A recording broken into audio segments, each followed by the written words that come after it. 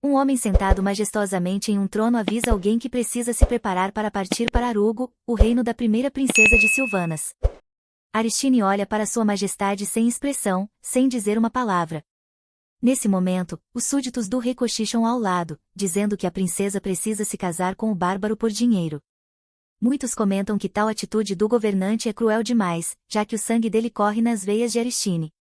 O homem afirma que esse evento é uma bênção para ele, pois o sangue nobre de sua filha inútil pelo menos servirá para algo lucrativo.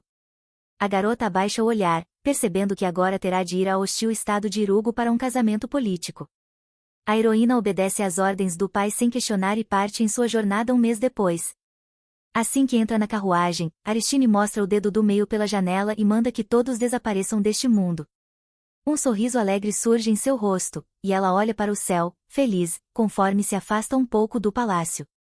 A loira suspira de alívio, finalmente está livre de sua pátria que tanto odeia. Seu pai, o rei, sempre adorou atormentá-la de todas as formas possíveis para fazer dela uma vencedora. Um dia, quando Aristine tinha apenas 6 anos, ela acordou e viu que todo o seu quarto estava em chamas. Se ela tivesse hesitado, teria morrido ali. Naquele dia, o rei olhou para a filha com olhos enlouquecidos, a menina, coberta de fuligem, parecia um pedaço de carvão. O homem que trancara as janelas e ateara fogo era o próprio pai da protagonista. Ao perceber quem havia colocado sua vida em risco, Aristine deixou de se importar com as queimaduras. O que doía de verdade era o coração. Depois desse incidente, Aristine foi separada da irmã mais nova e passou 10 anos em cativeiro. Esse tempo foi suficiente para que o fogo em seu coração se apagasse por completo. A princesa toca a cabeça, pensando que, durante esse período, conseguiu vislumbrar sua vida passada. Enquanto olha pela janela, preocupa-se em deixar a irmã, Rael, sozinha naquele lugar. Mas logo afasta esses pensamentos, percebendo que agora precisa pensar em seu próprio futuro. A garota começa a lembrar o que sabe sobre o reino de Arugo, uma terra de bárbaros cercada por demônios, onde reinam o ferro e o fogo. Os bárbaros não são nem humanos nem demônios, mas criaturas unidas entre si. Aristine recorda as palavras do pai, que a provocava dizendo que ela teria de dormir na mesma cama que um homem ligado a um demônio. A princesa entende que o rei nunca ficou satisfeito com o fato de terem evitado uma guerra com aquele estado inimigo. Durante muito tempo, todos acreditaram que Silvanas era um reino conquistador. Mas o território de Irugo nunca fora tomado, por isso o rei decidiu atacá-lo. A batalha, porém, terminou em derrota para Silvanas. O motivo da perda? O futuro marido da protagonista, Tarquin. Silvanas então propôs uma trégua, acreditando que continuar a guerra traria apenas prejuízos. O rei sabia que o conflito seria um fardo para o país e sugeriu um casamento de conveniência, um tipo de aliança entre os dois estados. Mas, na verdade, a trégua servia apenas para ganhar tempo, pois Sua Majestade nunca pretendia encerrar a guerra. O plano era minar a determinação do inimigo e, depois, recomeçar o conflito para conquistar o território. Se a princesa morresse, sua morte recairia sobre Arugo, e então declarar guerra após o casamento se tornaria um dever moral. A protagonista sorria ao pensar nisso, imaginando o quanto o rei ficará surpreso quando a filha que ele deseja matar acabar lhe dando um grande troféu. Para que seu plano funcione, porém, Aristine precisa cooperar com apenas uma pessoa, seu futuro marido. Ela se vê diante de uma mesa posta, cheia de doces e diversos tipos de chá. A princesa percebe que todos atrás dela a observam atentamente, com sorrisos suspeitos. Desde que fora enviada de carruagem, e não por um portal, como seria normal, começou a desconfiar que havia algo errado. A garota toca a mão dormente, consequência de 10 dias seguidos dentro da carruagem. Ela se lembra do comportamento grosseiro dos cavaleiros, que bateram em sua janela enquanto trocava de roupa. Por algum motivo estranho, pediram que descesse imediatamente do transporte, e até prepararam sobremesas. Uma das moças ao seu lado a convida a sentar-se. Aristine aceita com calma, percebendo que ainda não é o momento certo e que precisa ter paciência. Enquanto olha para seu reflexo na xícara, vê a água ficando turva. De repente, uma das criadas derrama água quente sobre a princesa, sorrindo com triunfo. Aristine cai no chão, e uma grave queimadura surge em sua bochecha esquerda. A garota de vestido roxo finge arrependimento, pede desculpas à Alteza e logo sorri, dizendo que foi um acidente. As pessoas ao redor começam a comentar o corpo molhado da heroína, zombando que esse visual combina com a noiva de um bárbaro. Então, tudo ao redor começa a brilhar com cores de arco-íris. As ondulações e a turbidez desaparecem da xícara da princesa, e o que resta é apenas o reflexo calmo de seu próprio rosto. No passado, o rei esperava que sua filha possuísse uma habilidade chamada Olho do Rei. Esse poder permitia a quem o tivesse enxergar o passado, o presente e o futuro. A protagonista percebe que o lugar e as roupas correspondem exatamente ao que ela viu através da xícara. Tudo o que a loira enxerga pela superfície se tornará realidade no futuro. Uma garota de vestido roxo se aproxima animadamente da princesa, segurando uma bandeja com uma jarra de água quente. No instante em que a criada chega bem perto de Aristine, a heroína lança um olhar súbito em sua direção. A garota se assusta e tropeça, e a jarra voa de suas mãos. A criada começa a gritar de dor quando a água fervente, que era destinada a outra pessoa, atinge o seu próprio rosto. Ao lado dela, outra dama solta um grito horrorizado diante do estado de Lady Brode. A princesa observa o ocorrido sem qualquer emoção, percebendo que o futuro que ela havia visto com o poder do olho do rei acabou de mudar completamente. Uma garota ruiva corre até Aristine, perguntando o que aconteceu. A loira encara a ruiva com um olhar inocente, sem entender por que está sendo questionada. Aristine apenas responde que se levantou do assento. Ela pede que não façam alarde, como se o derramamento de água tivesse sido um simples acidente. A ruiva fica sem graça, confusa com o modo calmo e articulado da estúpida princesa. Quando está prestes a se afastar, Aristine a interrompe, dizendo que talvez precisem dela agora como babá. Nesse momento, Lady Brode começa a chorar ainda mais, desesperada por saber que ficará com uma cicatriz no rosto. As outras damas tentam consolá-la, dizendo que assim que chegarem a Irugo, chamarão um médico. Mas a criada só chora com mais força, lamentando que a viagem ainda levará 2 semanas. Aristine observa atentamente aquelas mulheres, pensando em como sempre zombaram e humilharam os outros sem jamais considerar que poderiam estar na mesma situação. Graças a esse incidente, finalmente entenderiam o que é estar do outro lado. Inicialmente, a princesa pretendia chegar calmamente ao novo reino, mas a visão que teve com o olho do rei fez com que mudasse de ideia. Ela não pode usar sua habilidade quando quer, então, se tivesse permanecido imóvel, teria sido ferida. A ruiva observa a loira e pensa que, depois de 10 anos em cativeiro, ela deve ter enlouquecido de vez. Ainda assim, fica surpresa ao ver que Aristine, mesmo sem a educação adequada, sabe se portar com tanta elegância à mesa. A ruiva se repreende mentalmente, sem entender como pôde ter pensamentos tão indevidos. Lembra-se, então, da ordem de Sua Majestade, e percebe que ainda não conseguiu cumpri-la. As roupas da princesa caem no chão, sendo pisoteadas e sujando os pés da ruiva. Ela sorri com desdém, dizendo que agora a Alteza terá de usar trajes de plebeia, já que suas últimas roupas estão arruinadas. Nesse momento, Aristine recolhe rapidamente suas vestes do chão e corre para dentro da carruagem. A ruiva observa, confusa, a loira fechando as cortinas e se escondendo dos olhares curiosos. Com esse comportamento inesperado, a filha do rei deixa as damas totalmente desnorteadas. A partir desse dia, as criadas passam a hesitar mais antes de atormentá-la. Agora, limitam-se a pequenos caprichos e tentativas fúteis de estragar suas roupas. Sentada na carruagem, Aristine ri discretamente dos esforços patéticos das criadas. Para ela, esse nível de provocação parece quase doce, afinal, não precisa mais usar vestidos apertados e desconfortáveis. Ainda assim, a heroína se dá conta de que, mesmo sendo um casamento político, precisa preparar um novo conjunto de roupas. As únicas peças em bom estado são as que ela usava durante o cativeiro. Aristine suspira com pesar, lembrando que até o vestido de noiva de que tanto gostava foi arruinado. Finalmente, a princesa chega aos portões ocidentais do reino de Arugo. Os cavaleiros postados no alto comentam os rumores de que o povo de Silvanas é traiçoeiro e vil.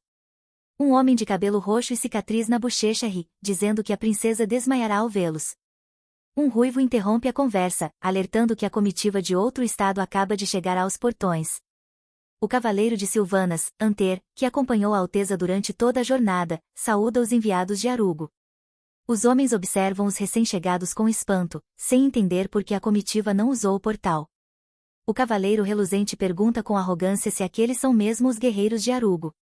Eles olham de relance para as criadas nervosas com suas roupas e para as carruagens enfeitadas com pedras preciosas, imaginando quão deslumbrante deve ser a princesa de Silvanas.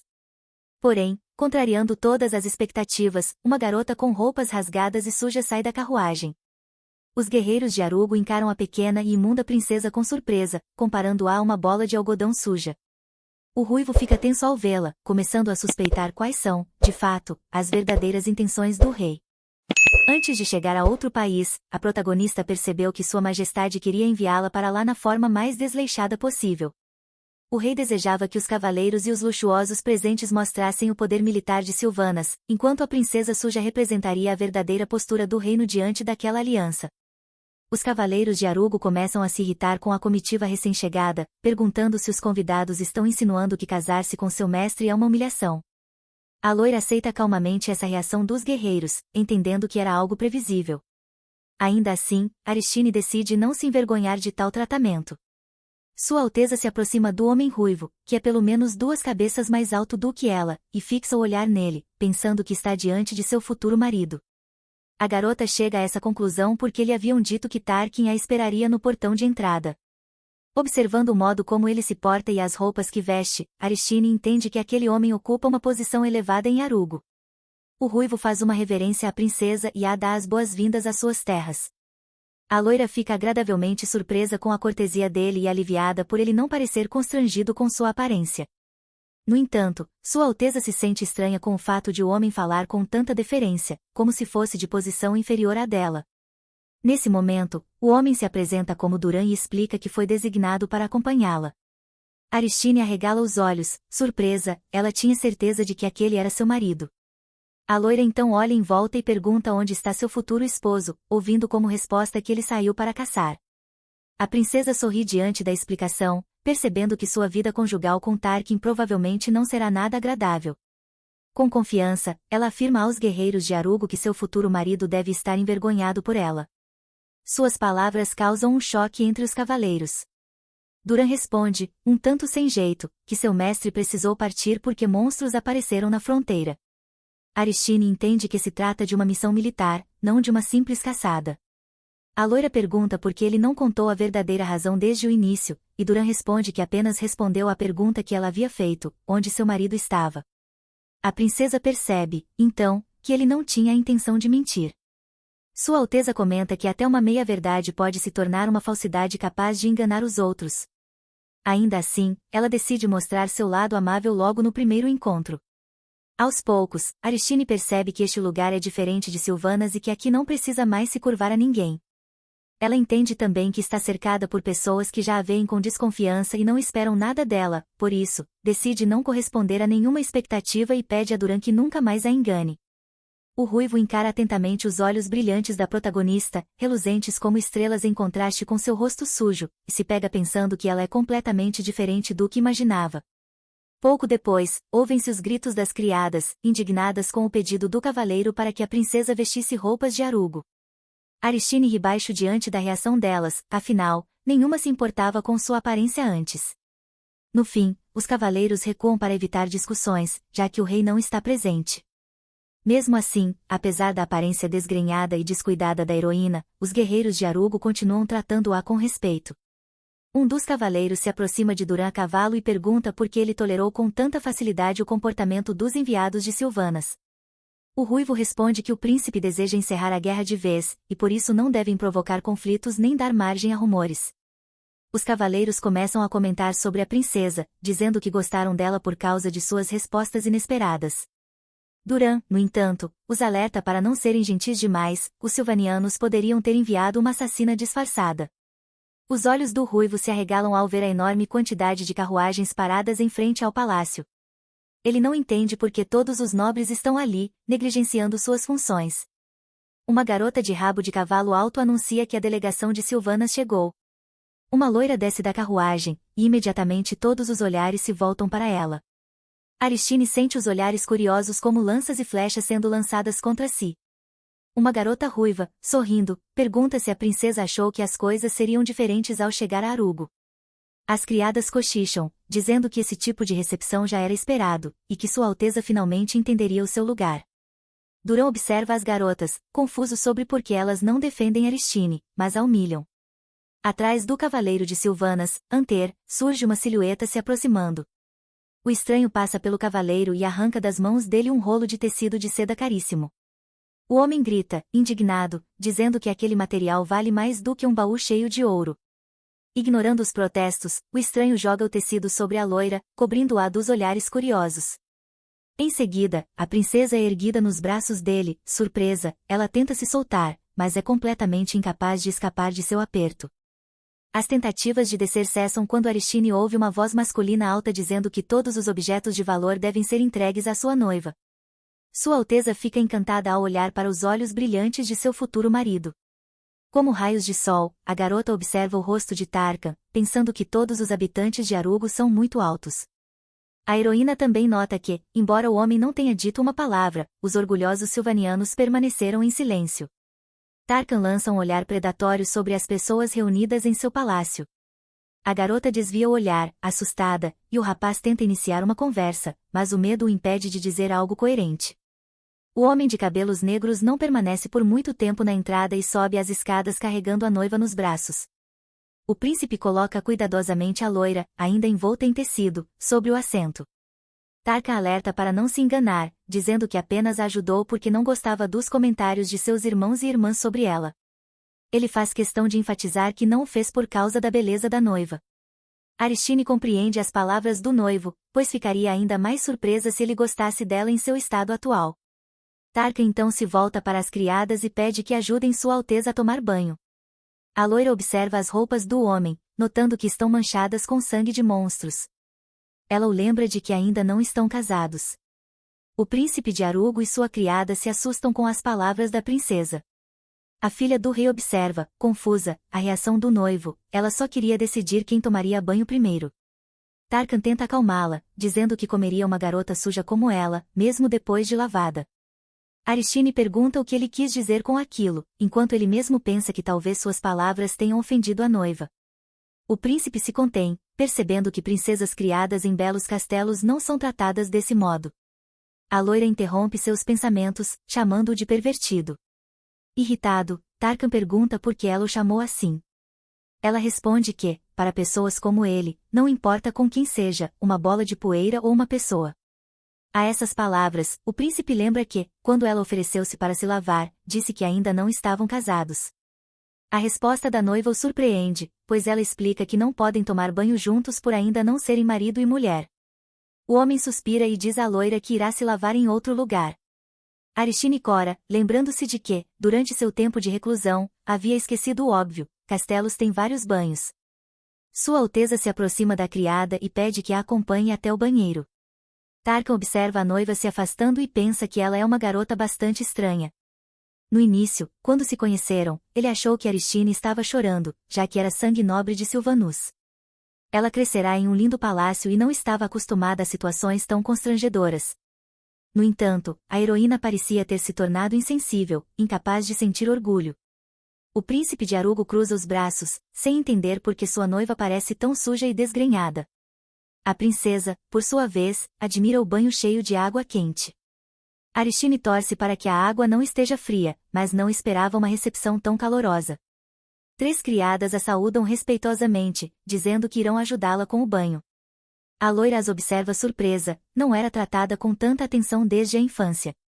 Antes disso, só havia lidado com criadas que a ignoravam, então aquele comportamento cortês lhe parecia estranho. Enquanto as jovens lavam seus cabelos, Aristine decide que precisa conquistar seu marido. De repente, as criadas param, imóveis. A princesa vira a cabeça para elas e pergunta o que houve.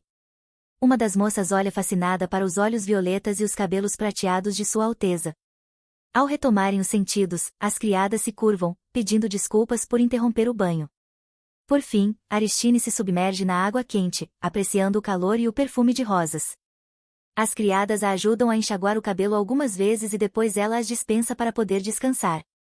Pouco depois, a água começa a mudar de cor, assumindo o tom de um céu estrelado. Aristine suspira, percebendo que aquela é a situação em que sua visão deve aparecer. O som da água se agitando indica que o óleo do rei foi ativado. Tarkan surge na água, ainda com as roupas manchadas de sangue. A garota ora para que aquilo seja um presságio distante, afinal, não queria um marido com um gosto duvidoso por roupas sujas. Alguém chama o homem por trás, e ele se vira. Tarkan cumprimenta a garota que se aproxima, chamando-a de Diona. A jovem de cabelos azul escuros pergunta o que o fez se distrair tanto, já que nem percebeu sua aproximação. Ele desvia o olhar e responde que não estava pensando em nada. Diona pousa a mão sobre a dele e pergunta se ele gostou da princesa de Silvanus. Aristine observa a cena, surpresa por o assunto ter voltado justamente para ela.